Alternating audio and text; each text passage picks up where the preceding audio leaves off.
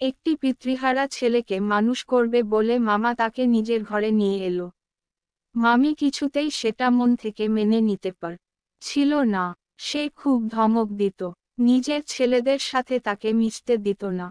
সব সময় বকা দেওয়ার, বাড়ির কাজযোগ আর ঠিক মতো পারছিল না, ফলে তার একদিন বৃষ্টিতে ভিজে গেছিল। ফলে জ্বর এলো। মামির ভয়ে রাতে সে বাড়ির উদ্দেশ্যে পালালো, কিন্তু রাস্তায় অজ্ঞান হয়ে পড়ে রইল। একজন ডাক্তার তাকে দেখতে পেয়ে হাসপাতালে তুলে নিয়ে গিয়ে চিকিৎসা করাল। ওকে মানুষ করে লেখাপড়া শিখিয়ে ডাক্তার বানালো। একদিন ওর মামি অসুস্থ হলে তার কাছেই চিকিৎসা করাতে গেল। আর তারপর কি হলো জানতে ভিডিওরে লাইক সাবস্ক্রাইব করুন। বিধবা ননী বালা দেবীর দুই পুত্র মাধব আর মানিক। অবস্থা মোটামুটি ভালো, বিষয় আশয় খারাপ নেই। বেশ কিছু বাড়ি থেকে ভাড়া বাবদ, দোকানদানি থেকে আমদানি এবং গ্রামের চাষ জমি পুকুরের আয়, এইসব থেকেও বছরে 20-25 লাখ টাকা আয় হয়। বলা যায় মোটামুটি সচ্ছল পরিবার। কিন্তু মায়ের মনে সুখ নেই, কারণ আর কেউ নয়, তার বড় ছেলে মাধব। বয়স 12 বছর, কিন্তু দুষ্টুমি বিদ্যায় যেন 1200 বছর। পড়াশোনা ভালো করে না। এই ছেলে কখনো ছোট ভাইয়ের সঙ্গে লাগে, তো কখনো বাড়ির কর্মচারীদের সঙ্গে, আবার কখনো স্কুলের ছেলে মেয়েদের সঙ্গে, তো কখনো বা পাড়ার কোনো ছোট ছেলেকে মেরে হাসপাতাল যাওয়ার মতো অবস্থা করে দেয়। ননী বালা যে কি করবে কিছুই বুঝে উঠতে পারে না। এমন সময় বহুদিন পরে তার দাদা পরমেশ্বর এসে ওদের ঘরে হাজির হয়। সে বলে যে আমি একে আমার সঙ্গে কলকাতা নিয়ে যাচ্ছি, ভালো স্কুলে ভর্তি করে দেব, আর আমার ছেলেদের সঙ্গেই লেখাপড়া করবে। ননী বালা আর মাধব দুজনেই বেশ খুশি হয়ে গেল। ননী বালা বলল, তাহলে তো খুব ভালো হয় দাদা। ওর জন্য যা খরচ হবে আমি তোমাকে সব খরচ আমার এস্টেটের ম্যানেজারকে দিয়ে তোমাকে সব টাকা মাসে মাসে পাঠিয়ে দেব। না না, মাধব তো আমার ভাগ্নে, আর আমারও তো অবস্থা নেহাত খারাপ নয়। ওর আর কতই বা খরচ, ও তোকে দিতে হবে না, বলে সে মাধবকে নিয়ে গেল নিজের কাছে।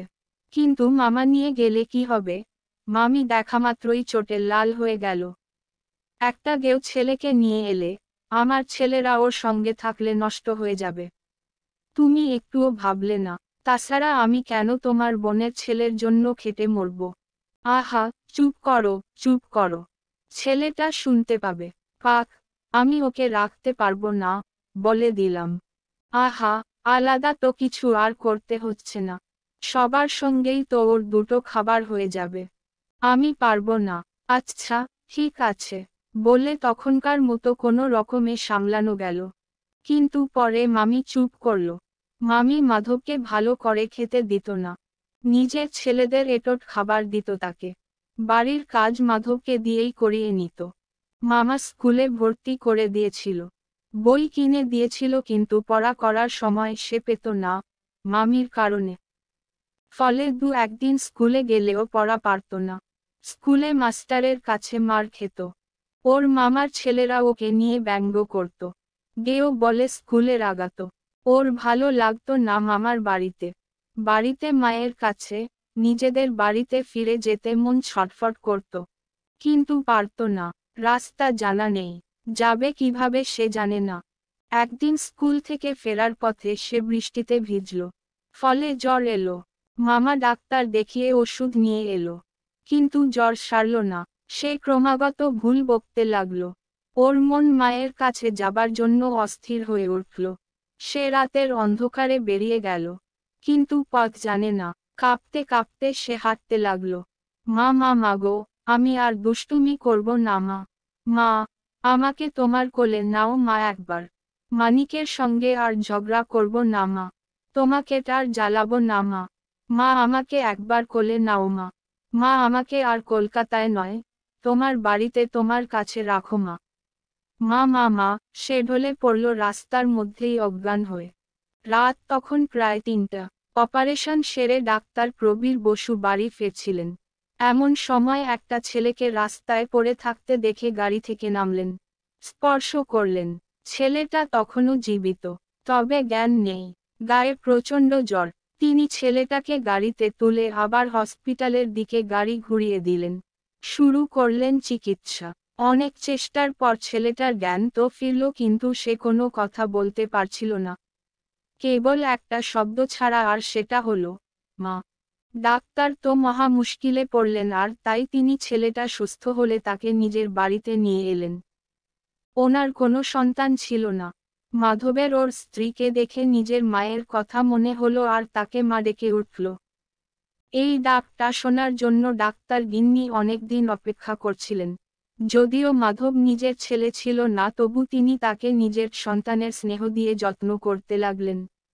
মাধব ডাক্তারের বাড়িতে মানুষ হতে লাগল। ডাক্তার তাকে স্কুলে ভর্তি করে দিলেন।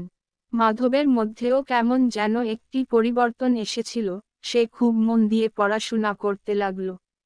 যেহেতু মাধবের নিজের নাম মনে পড়ছিল না, তাই ডাক্তার তার নাম দিয়েছিলেন দুর্লভ, কারণ যেহেতু মাধব তাদের জীবনে একটি দুর্লভ সম্পদ হিসেবেই এসেছিল, হয়তো তাই।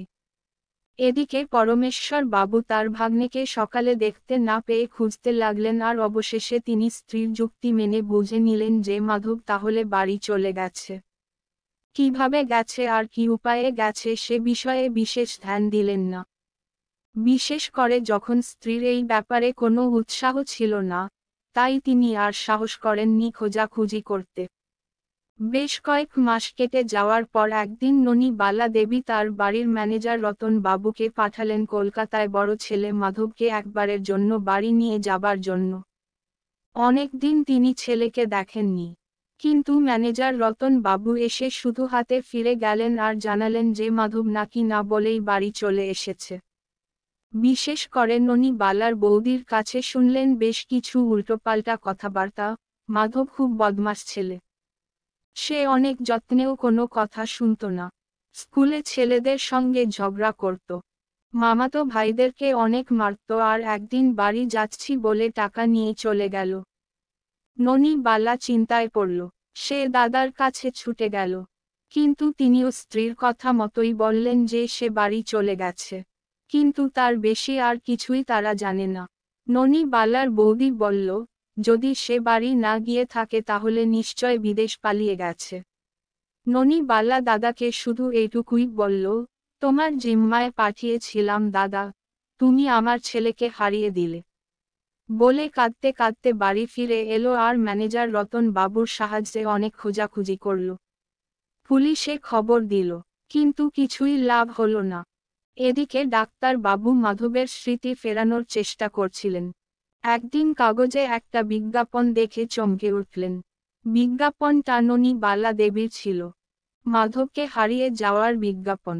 বিশেষ করে কেউ তাকে খুঁজে দিলে 1 লাখ টাকা পুরস্কারের ঘোষণা দেখে যে কোনো লোক যে মাধবের ছবি দেখে তাকে চুরির মতলব করতে পারে, এই চিন্তায় তিনি মাধবকে স্কুল পাঠানো বন্ধ করে দিলেন, আর একটু সময় করে তিনি আর তার স্ত্রী মাধবকে হারানোর অনেক কষ্ট বুকে নিয়ে ননী বালা দেবীর কাছে পৌঁছে গেলেন।